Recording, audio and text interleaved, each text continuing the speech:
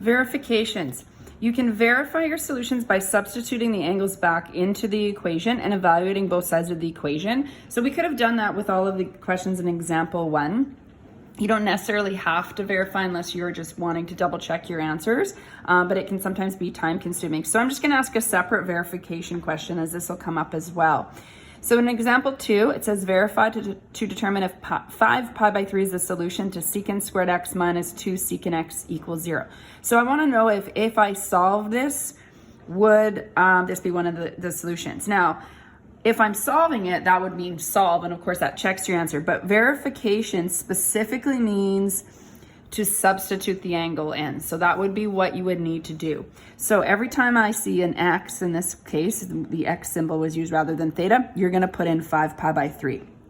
So I'm going to write secant squared 5 pi by 3 minus 2 secant 5 pi by 3 equals 0.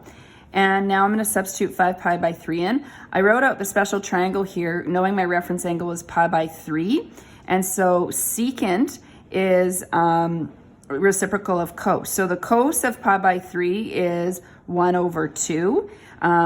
You don't want to put that here because this is secant. You can even just write the fraction 1 over 2 if you need to visualize it. So the reciprocal is going to be 2.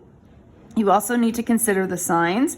In 5 pi by 3 is in quadrant 4, and you can even put quadrant 4 by that angle if you're wanting to remember which one it is. In quadrant 4, cos is positive. So you want to make sure you don't forget that step as well. So the reciprocal of positive 1/2 is 2. Now because this is squared, you're going to square this value.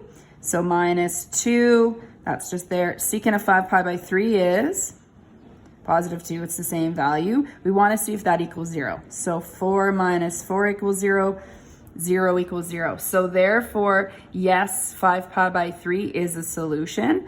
So 5 pi by 3 is a solution. One of the solutions anyways.